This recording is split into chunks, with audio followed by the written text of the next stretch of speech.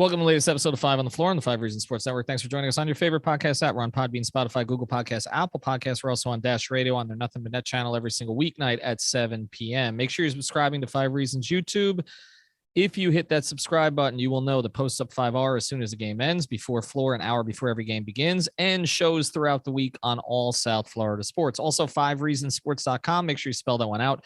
Unlike the newspapers, we do not have a paywall. And check out the great sponsors of the 5 Reasons Sports Network. So many of our sponsors are local. That includes our friends over at U Break Wheel Fix. You can find them at ubreakwheelfix.com or in North Miami. Talking about culture, the wheel repair, refinish, and custom wheel specialist offers the big three of all your car wheel needs with over 20 years of experience. U Break Wheel Fix repairs damaged wheels from curb rash, cracks, or bends, all under one roof with in-house powder coating, CNC machining, and polishing. They also offer new custom wheels and tires from your favorite brands such as Vossen, Fuel Off-Road, just to name a couple. They now offer no credit check financing up to $5,000 for a new set of wheels. Make sure you've mentioned 5 Reasons. You'll get a discount. They got fast turnaround times on all repairs, and they even provide loaner wheels in many cases. So check them out. It's over in North Miami off of Biscayne Boulevard and Northeast 146th Street. That's in the Miami Shores area.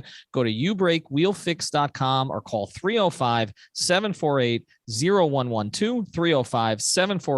305-748-0112. Reach out to Mark at U Break Wheel Fix, changing the way that you see wheels. And now, tonight's episode. 5 on the floor, ride for my dogs. Where here's the thing, you can check the score. Hustle hard, couple scars, wearing rubber frauds. Just like Butler said, you in trouble, y'all. Kept the floor playing, got it all banned. Y'all seen the block, stop with one hand. And Pat we trust, it's power, have the guts. We're here to bring the heat, y'all can hang it up. Welcome to 5 on the Floor, a daily insider show on the Miami Heat and the NBA, featuring Ethan Skolnick, Greg Sylvander, and Alex Toledo, plus others from the 5 Reasons Sports Network. Welcome back to 5 on the Floor. I am your host, Greg Sylvander. With me for tonight's show is Brady Hawk. You can follow him at Brady Hawk 305. Tonight's floor plan, it's going to be a fun one because we're going to break down the Miami Heat's 99-82 victory over the Philadelphia 76ers at home.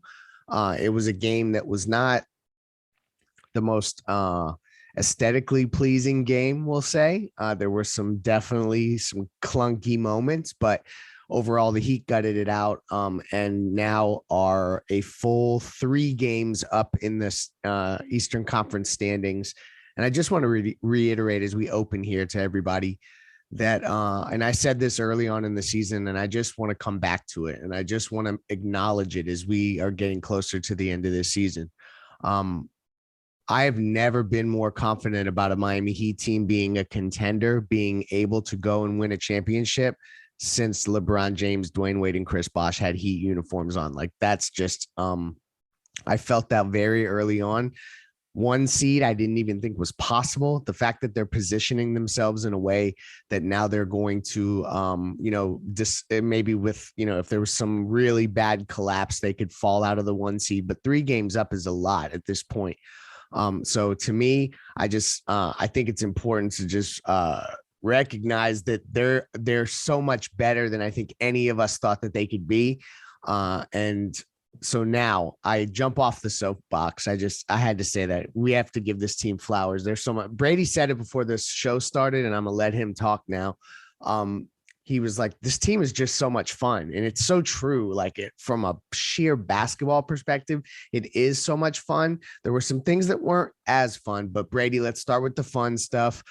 Tyler Herro, I want your key takeaways from the game, because you dissecting the game is going to do a lot more for our listeners than me.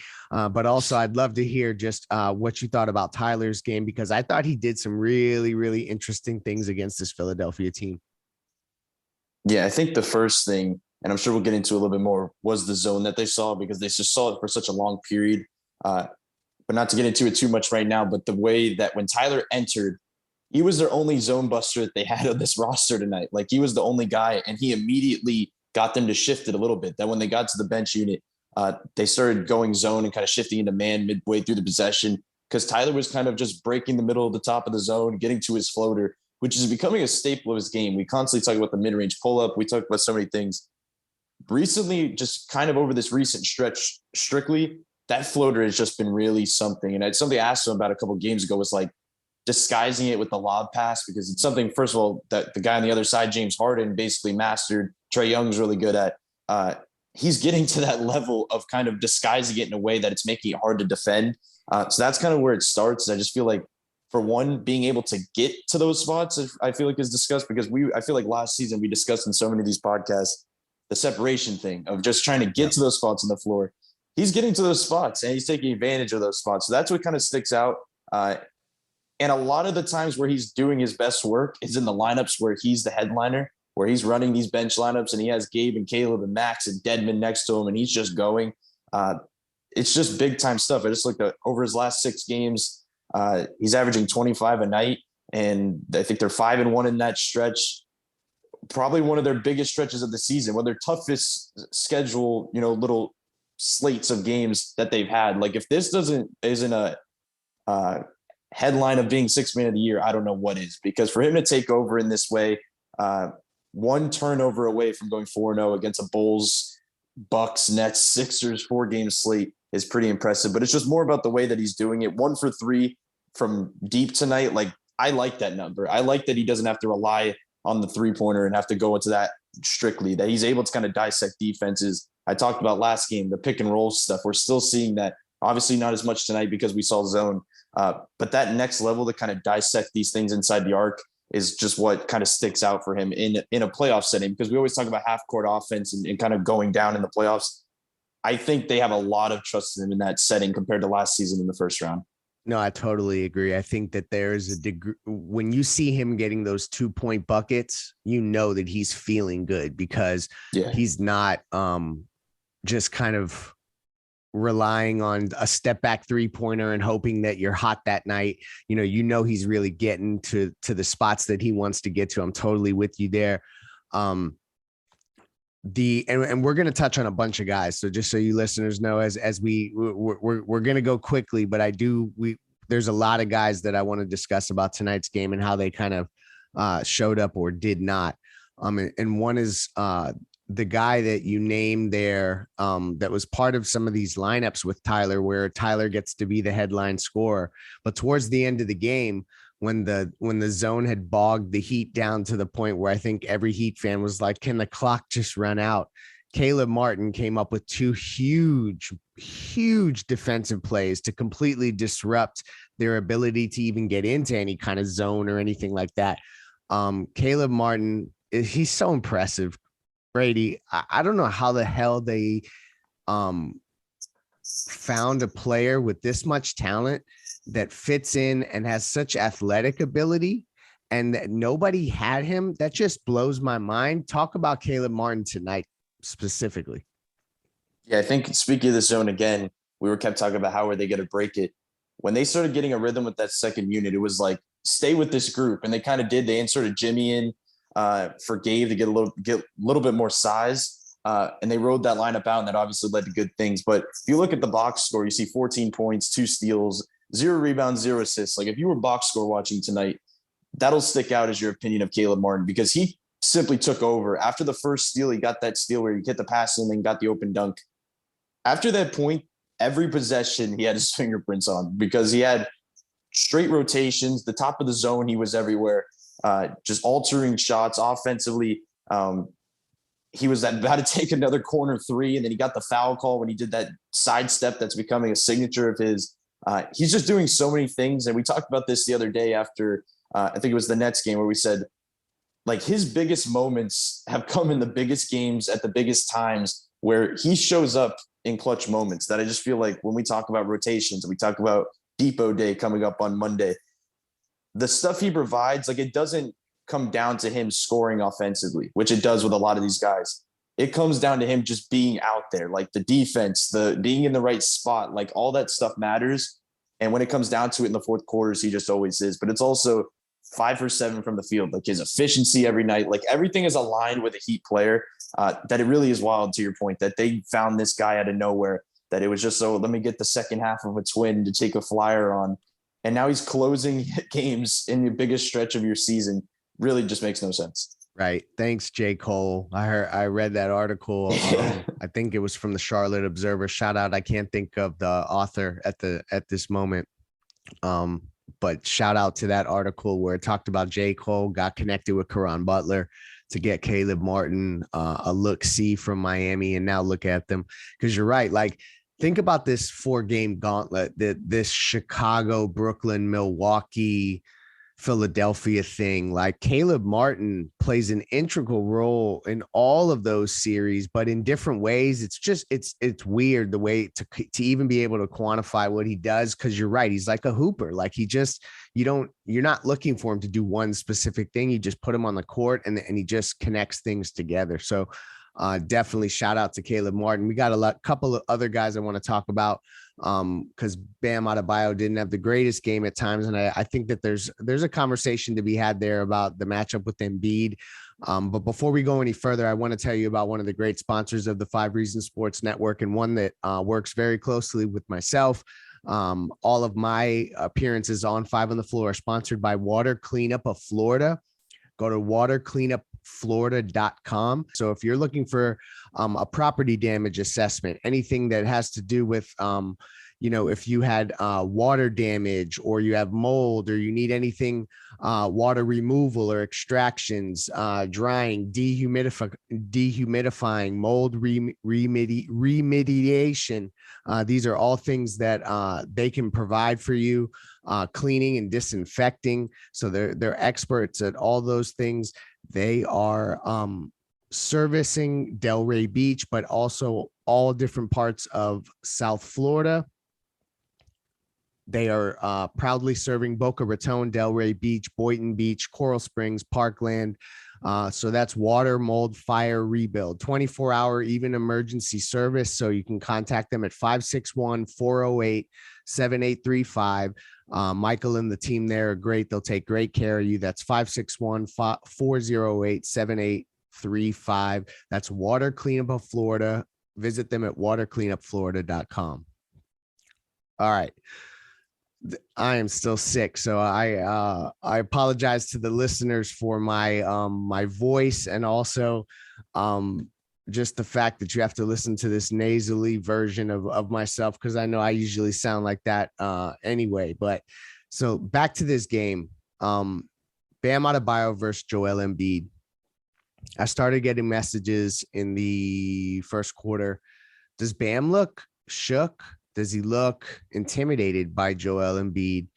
And I didn't think he didn't look intimidated. He looked like he was like too excited for the matchup or something like that. What did you see? Like, do you think that I'm onto something, that he was just a little too hyped? He didn't shoot well, came up big at the end. What was your thoughts on Bam's performance? Because when you look at 3 of 10, 6 points, you're thinking, oh no, this is not a good Bam game, but they ended up finding a way to win anyway. Yeah, to me, it wasn't the Embiid factor. It was the 2-3 zone factor.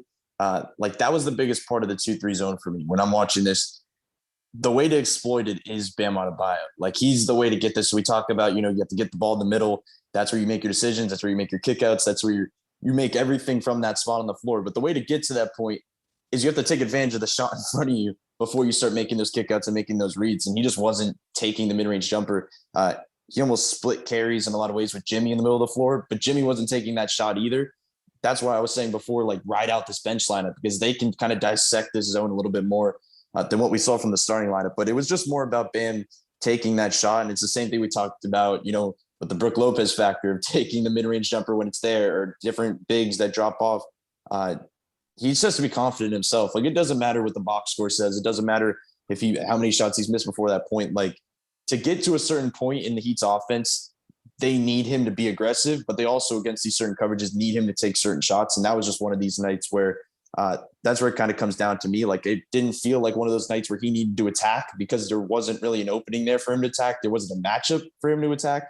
It was just taking that jumper and just living with it. But it really didn't get to that point. They ended up taking advantage anyway, with basically Tyler taking over. But I think that's what's interesting about this team. We talk about the future, the 2 players.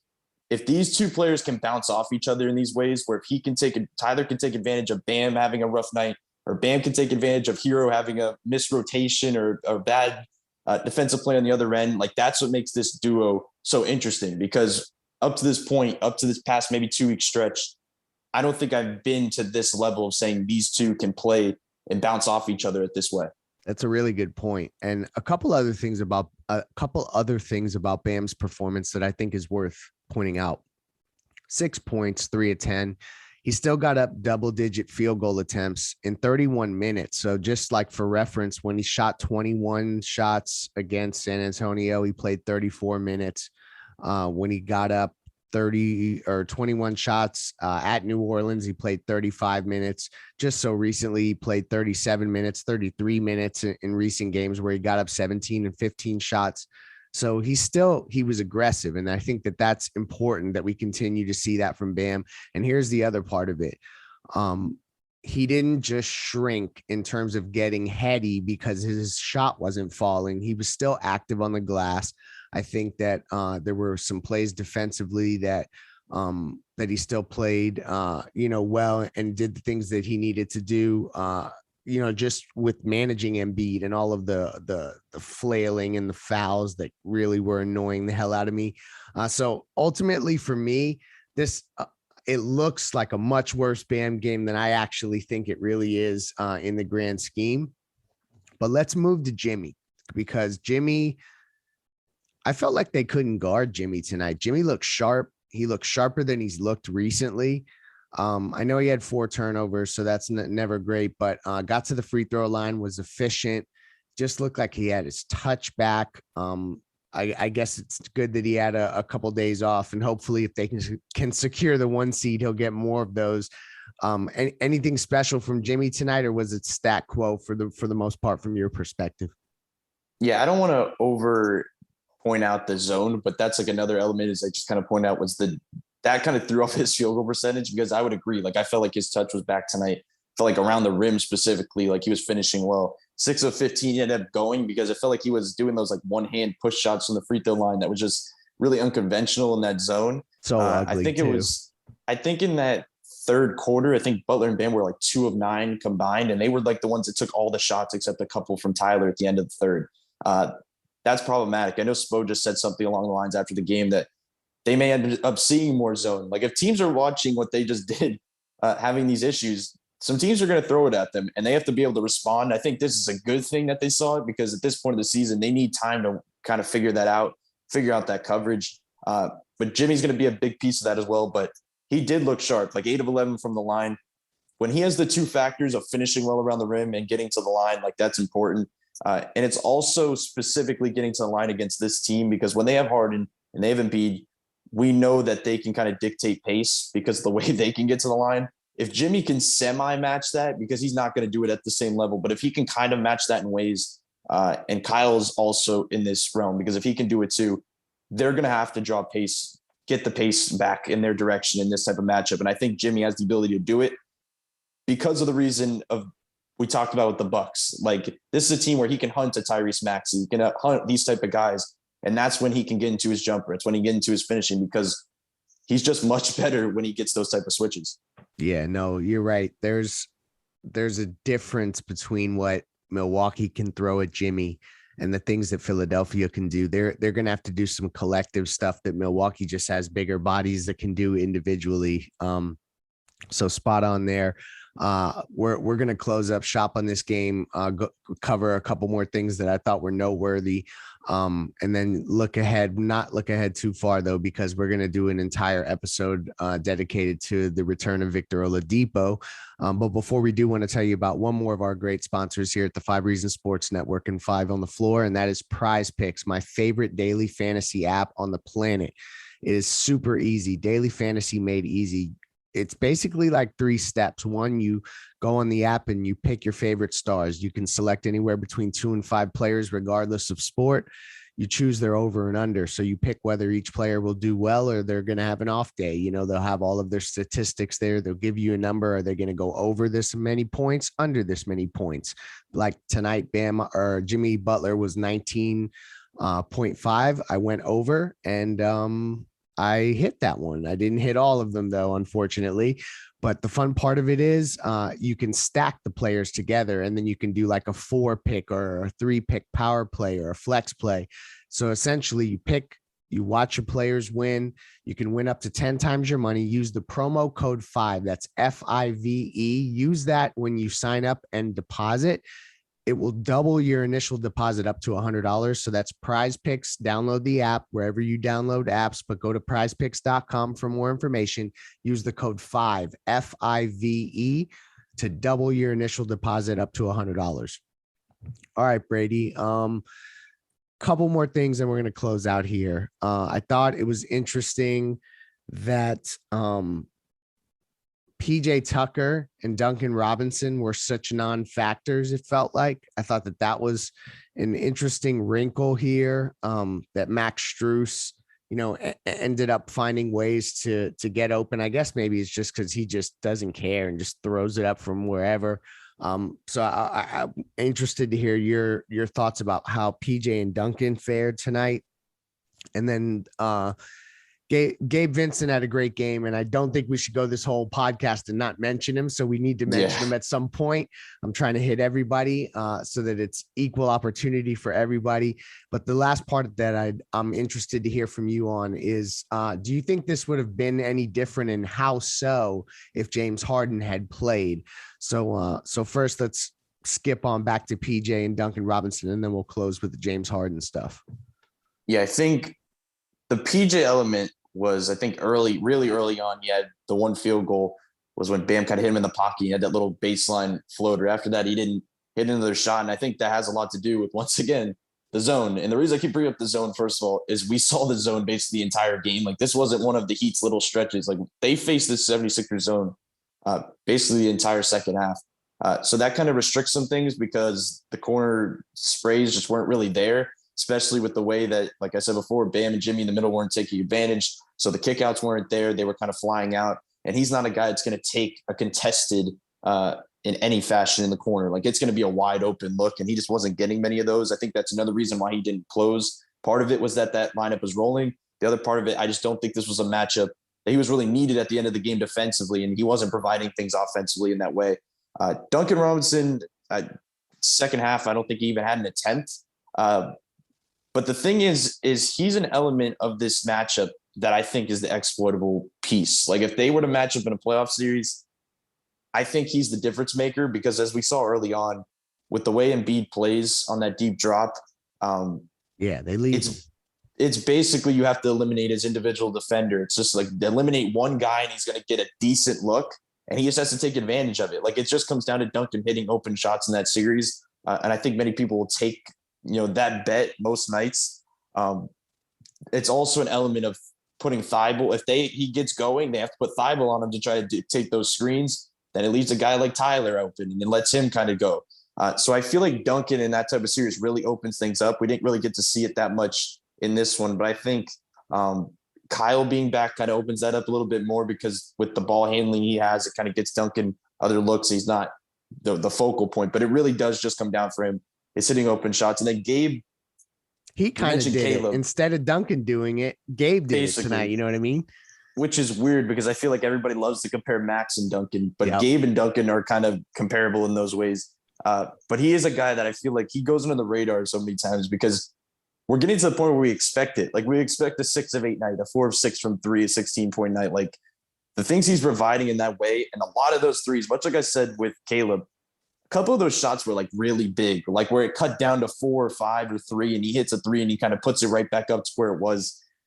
That stuff's just so important. I think, like I said, they put Jimmy in for him late because of the size thing, but he's able to match up with Maxey in that way, and he's able to provide things offensively. Like, when we're talking about rotations, and I know we keep having this debate, but I feel like Caleb is the most flexible because he's the most consistent in that way on both ends. That Gabe, I think, is the perfect player to have as a spark piece. Like, if we're looking at a thing, like, I don't think they have to go straight 8 or straight 9. Like, they can switch it up in the second half and go with a different 8 or 9. Like, when we're talking about them going down, like, I think that's Gabe's role, because I think it could be from game to game as well. Like, there could be a game that they say, like, we need some more offense in this one after a tough game one. that's what he's going to be, because he can really provide that. And he's not like these other offensive punches that really just give things up on the other end, because as we know, he competes on that end at a very, very high level. So he's just an interesting piece to add in to that type of mix, but he's also a guy that you can make the argument could be there consistently. So it'll be interesting, but this was just another big game night. It's just another of these nights where you look at the stat sheet. It was just a lot of these guys provided something, and that's what makes this team so interesting. Yeah, no, I'm with you on Gabe. And especially like, because he doesn't have all the defensive deficiencies, I am going to be fascinated to see Eric Spoelstra figure out a way to keep Caleb Martin and Gabe Vincent off the court, because that kind of defensive stuff that they do, like Spo's intuition is to just play those kind of guys. But you know how crowded this rotation is, so that's going to be fun. Especially, do you think they could go 10? I think they could, but in the scenario that you mentioned it, but it would be spot minutes. So like he would be in the box score and he would have 7 minutes, you know what I mean? But like He would have played for just a stretch. I think that they could deploy him on a certain player, if somebody who's really, getting off and they just want to, like guard him full court and just turn him 100 times or something like that. I could see Gabe doing that also because of his hot shooting. So I'm with you there, but I don't know. I think eventually they'll get to a point where it'll settle down to 9. And that's just the fascinating part. So lastly, as we close here, I don't think that this game would have gone that much differently had James Harden played. I don't think James Harden was in the mind frame to want to play, but, I don't know. I think that they still would have probably deployed that zone because James Harden needs to be hidden himself. And I think he wouldn't make as great decisions as most people. Am I off there? Do you think that they would have had a different game plan? I definitely don't think Miami would have had a different game plan. That's what stuck out to me, is that I said before this game earlier in the day that they were going to obviously put PJ on Harden, Bam on Embiid, and kind of predict the switches, which I think is a win for both, as they've been doing. They basically altered it to doing it with Maxey and Embiid, where they just shifted the whole plan over one guy, and they put PJ on Maxey right out the gate, and they were predicting the switches. That's why I don't think it would have gone totally differently in that way. But I think the free throw box score would look a lot different. I think maybe Embiid's looks would look a lot different, because obviously he gets a lot easier looks. So it's just hard to say in that way. But we can also say that how would things have looked offensively with Kyle in there? Because I don't think they would have been able to stay in that zone as long if Kyle Lowry was in there. Like, we can dissect this zone thing, and I could go on and on about the things that went wrong tonight. But if Kyle Lowry's in there, they cannot go zone for a whole half or even a whole quarter, because he can put guys and he directs traffic and he knows where to put the ball. So I think that's just kind of all up in the air that we can discuss. But I think I'm just interested in that. That's the reason I wanted to see Harden play tonight, is I'm interested to see how they defend that combo, because we know they defended Embiid. Like, we saw right out the gate, they were throwing 3 guys essentially at Embiid. Yeah. And I think like 4 straight possessions, I called them as like the play, make Korkmaz beat you, because they just kept swinging it to Korkmaz and he bricked like 3 straight threes. Like, that's what they want you to do. The issue is that if you're doubling or tripling Embiid and Harden's on that backside making the decisions, it's just a lot tougher. And I just wonder how they're kind of handle that. And if they just have total trust in, maybe if Bam's switching on to Harden, they're saying, okay, we have total trust in him making the rotation and just kind of hounding Harden. I'm just totally interested in that way, but I still feel, as I've said for a while, is like, think the Heat are pretty comfortable against these inside the arc teams. Like, they can defend them much more comfortably. And it's not because of like Jimmy, the free safety and doubling. It's just because this is one of the most sound Heat rotation teams I've seen. Like, they are always there on the rotation. It has a lot to do with these same guys we're discussing, Gabe and Caleb. They're just really sound in that way, that this game plan fits this team so well that I'm interested to see how they would kind of deal with that combo. Yeah, no, they're on a string, and I'm interested too. I mean, Harden's a little bit of a ball stopper in ways, so I don't know. I mean, I know he gets lots of assists, but we know how he gets those assists. But I digress with James Harden for the night. So let's just recap quickly here for everybody. Without Kyle Lowry, the Miami Heat beat the Chicago Bulls. They almost beat Milwaukee. I mean, like literally 1 point. Drew Holiday. Oh, I mean, Bam almost got that shot, by the way. We didn't ever even talk about that, really. Or maybe we did. I've been sick with the flu, so I could have missed y'all talking about that. They beat Brooklyn, no Kyle, and now they've beaten Philadelphia. They are 3 games up in the loss column. They are the 1 seed in the Eastern Conference. That means the Eastern Conference will go through Miami if things hold as they are today. And right now, Philadelphia and Milwaukee are in the 2-3. So that would, I think, be the best case scenario. Things are looking good. So let's hope it continues. Thank you for hanging with us. Next episode will be all about Victor Oladipo as we gear up for his return against Houston on Monday. Thank you to our sponsors, Water Cleanup of Florida and prizepicks.com. Use the code 5 there. Thanks, Brady, for joining us. And as I always say, Ethan doesn't say it, but I do. Let's go Heat. Thank you for listening to the 5 on the Floor on the 5 Regional Sports Network.